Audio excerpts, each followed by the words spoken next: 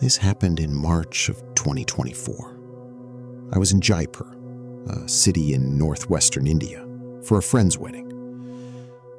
If you've never been to Jaipur, it's an old city. Parts of it date back to the 1700s. The older sections have these incredibly narrow lanes, some barely wide enough for a single car, lined with buildings that are 3 or 4 stories tall on both sides. During the day, it's colorful and chaotic and full of life. At night, it's a completely different place. The wedding ended late, around midnight. Most of the guests were staying at a hotel near the venue, but I was staying at a guest house on the other side of the city. I ordered a cab through an app on my phone. The estimated arrival time said 4 minutes. The car that pulled up was a small white sedan, older model. The driver's name on the app said Vikram. I got in the back seat, confirmed the destination, and we pulled away from the venue. The app showed the road. It was a straight shot through the main roads, about 25 minutes. For the first 10 minutes, everything was normal. Vikram didn't talk much, which I was fine with. I was tired. I leaned my head against the window and watched the city go by. The streets were mostly empty at that hour. A few stray dogs, closed shops with metal shutters pulled down, the occasional motorbike passing in the opposite direction. Then, Vikram turned left. The app showed we should have gone straight. I didn't say anything at first. Drivers often know shortcuts that the GPS doesn't account for. But after another minute, he turned left again.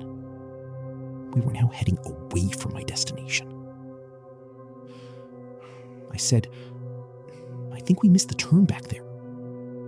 He didn't respond. He just kept driving. I said it again, a little louder. "Excuse me, I think we're going the wrong way." Without looking at me, he said, "Shortcut." The road we were on was getting narrower. The buildings on either side were closer together now. The streetlights were fewer and dimmer. We had entered the old part of the city, the part with the medieval lanes. The GPS on my phone was struggling to keep up. The blue dot kept jumping around. I looked at Vikram through the gap between the front seats. His hands were gripping the steering wheel tightly. His knuckles were pale. He was staring straight ahead, but his jaw was clenched in a way that didn't look like someone who was just focused on driving. He looked tense, almost like he was waiting for something. I checked my phone. The app now showed our route as a long, winding detour that made no sense. The estimated arrival time had jumped from 15 minutes to 43. I said, "Stop the car. I'll walk from here." He didn't stop. He didn't even slow down. He said, "Not safe to walk here at night." That sentence should have been reassuring, but the way he said it wasn't reassuring at all. It sounded like a warning, but not for my benefit. More like he was telling me I had no choice. We turned into a lane so narrow that the side mirrors were almost touching the walls. There was no one around. No lights in the windows. No sounds except the engine. I quietly reached for the door handle and pulled it. The door didn't open. The child lock was on. My heart started pounding. I tried the other door. Same thing. Locked. I leaned forward and said, as calmly as I could manage, "Let me out of the car. Right now." Vikram finally looked at me. He turned his head slowly, and in the dim glow of the dashboard, I saw his expression. He was smiling. Not a friendly smile. It was the kind of smile that doesn't reach the eyes. He turned back to the road and said, "Almost there." I didn't wait to find out where there was. I grabbed my phone and called the police. I gave them the driver's name, the car's license plate number from the app, and told them I was being taken somewhere against my will. The dispatcher told me to stay on the line. Vikram heard me talking. His smile disappeared. He looked at me through the rearview mirror, and I saw something shift in his face. The calm facade cracked. He started driving faster. The lane opened up slightly, and he turned hard onto a wider street. And then another turn, and then another. It felt like he was trying to decide whether to keep going or stop. Then he slammed the brakes. The car skidded to a stop in the middle of a dark intersection. He reached across to the passenger side, and for a second, I thought he was reaching for something, a weapon, a tool. But instead, he unlocked the doors. "Get out," he said. His voice was flat. I didn't hesitate. I shoved the door open and ran. I ran down that street without looking back. I could hear the car behind me, the engine revving, and then the sound of tires peeling away in the opposite direction. I kept running until I reached a main road where there were other people. A tea stall was still open. I stood there, hands on my knees, trying to catch my breath while staying on the line with the police. The patrol car arrived about 12 minutes later. The officer told me that the license plate I had given them didn't match any registered vehicle. The name Vikram didn't correspond to any verified driver on the platform. When I opened the app to show them the ride details, the trip had been erased. There was no record of it, no driver, no route, no receipt, as if the ride had never happened. The officer looked at me for a long moment. Then he said, "You're not the first person to report something like this in this area." He didn't say anything after that, and I didn't ask him to elaborate because I wasn't sure I wanted to know the answer. I took a verified taxi back to my guest house that night. I sat in the back seat with the door handle in my hand the entire way. I haven't used a ride-sharing app alone at night since. And every time I think about it, what disturbs me most isn't the locked doors, or the smile, or the erased trip. It's the fact that he knew exactly where he was going. Every turn he made was deliberate. That route wasn't random. He had driven it before.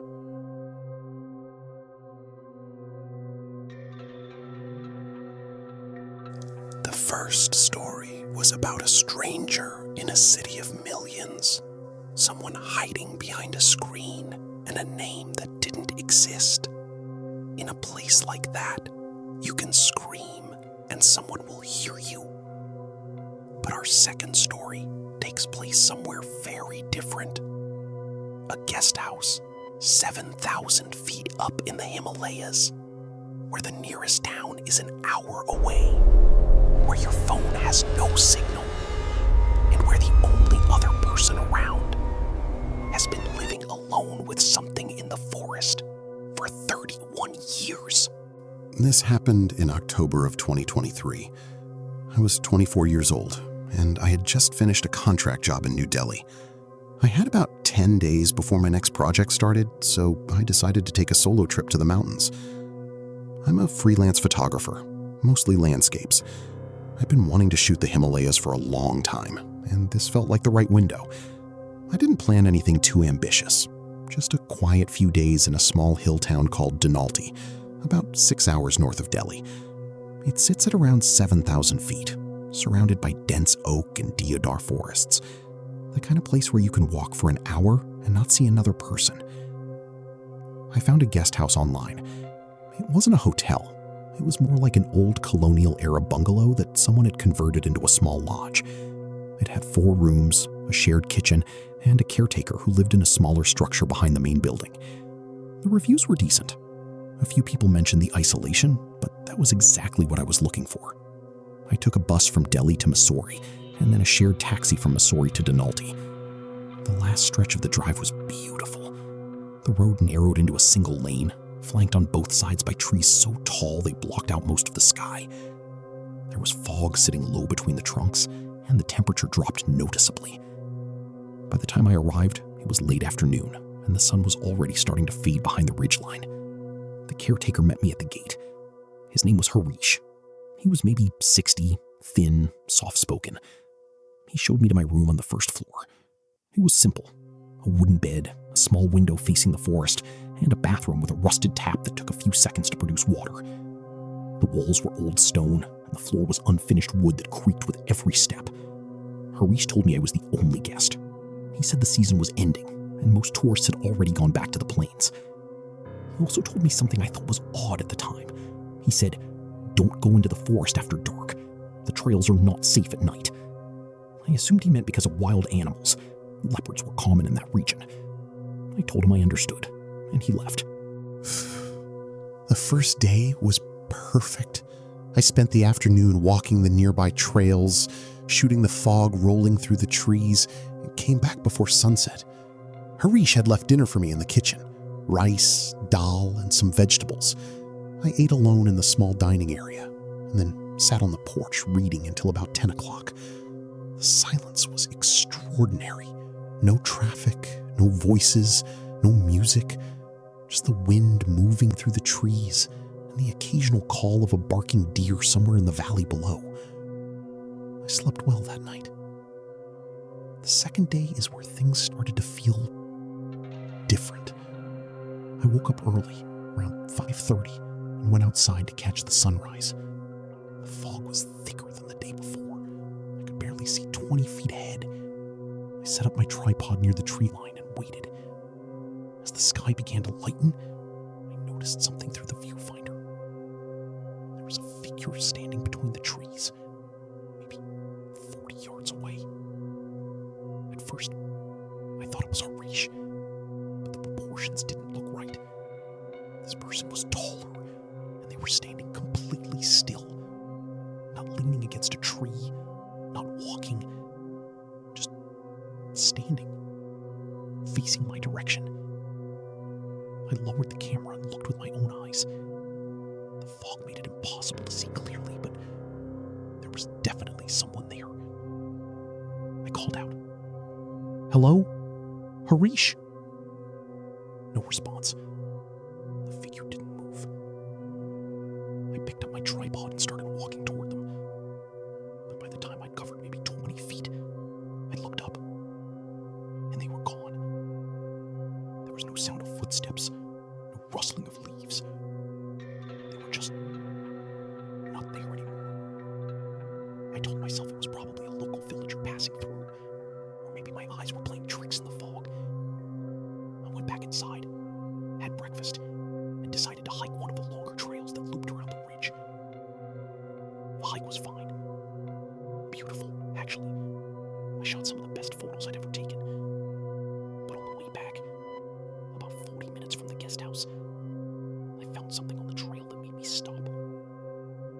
There was a pile of stones, 5 or 6 smooth rocks, stacked neatly on top of each other, right in the middle of the path.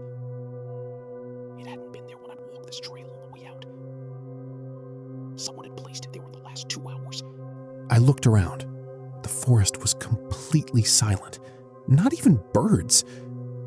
I stepped around the stones and kept walking, but I walked faster than before. When I got back, I found Harish sweeping the porch. I asked him if anyone else had been on the trails today. He paused for a moment and then said, "No, nobody comes here this time of year." I told him about the stacked stones. He looked at me with an expression I couldn't quite read. It wasn't fear, but it wasn't indifference either. He said, "Sometimes the forest does things." I didn't know what that meant, and he didn't elaborate. He just went back to sweeping.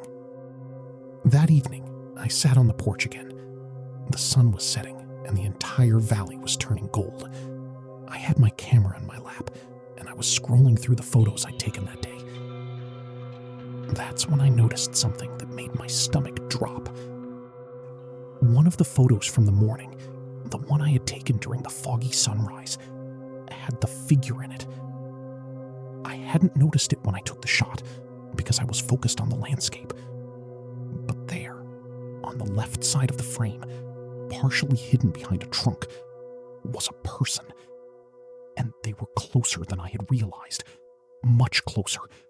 Maybe 20 feet from where I was standing. I zoomed in. The image was grainy because of the fog and low light, but I could make out a face. It was pale, and the expression was wrong. The mouth was slightly open, and the eyes appeared to be looking directly into the lens. Not at me, at the camera, as if they knew I was taking a photo. I put the camera down and looked toward the tree line. The forest was darkening quickly. I went inside, locked the front door, and closed all the windows. That night, at around 2 in the morning, I woke up to a sound.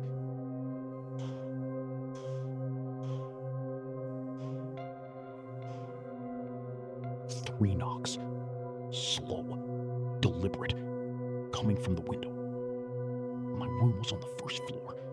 The window faced the forest.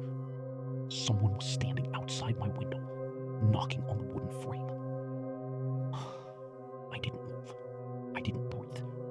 I lay there in the dark, staring at the ceiling and listened.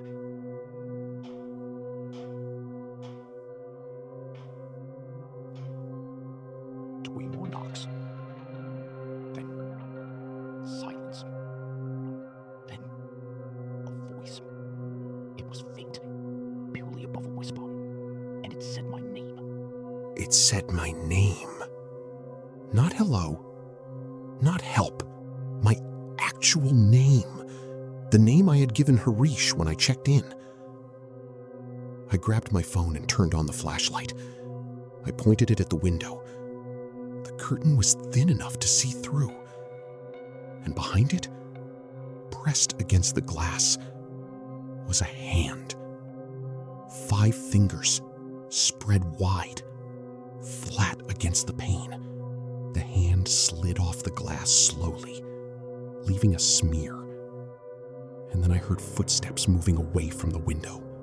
They didn't sound like normal footsteps. They were uneven.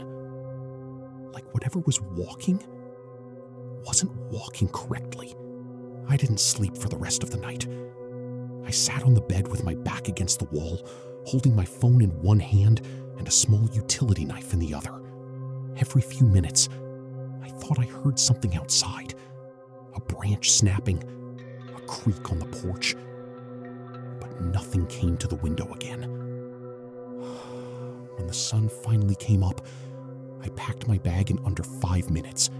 I didn't shower, I didn't eat. I just wanted to leave. I found Harish outside. I told him what happened. I told him about the knocking, the voice, the hand on the glass. He listened without interrupting. When I finished, he was quiet for a long time. Then he said something that I still think about. He said, "You are not the first person to see it. It comes when someone stays alone. It watches from the trees during the day, and it comes to the building at night. I don't know what it is. I have lived here for 31 years, and I have never seen it clearly. But I have heard it, and it has said my name too." I asked him why he didn't warn me. He looked at the ground and said, "Because if I tell people, nobody will come. And if nobody comes, I will be here alone with it." I left Dhanaulti that morning. I took a taxi to Missouri and a bus back to Delhi. I deleted most of the photos from the trip, but I kept the one from the foggy morning, the one with the figure behind the tree. I've shown it to 3 people. 2 of them said it was just a shadow or a trick of the light. The 3rd person, a friend who studies folklore, looked at the photo for a long time. Then she asked me a question I wasn't expecting. She asked, "How many floors does that guest house have?" I said, "1. It's a single-story building." She pointed at the photo, not at the figure behind the tree, at the guest house in the background. There was a silhouette in the window on the 2nd floor. But the building didn't have a 2nd floor. I haven't been back to Dhanaulti. don't plan to.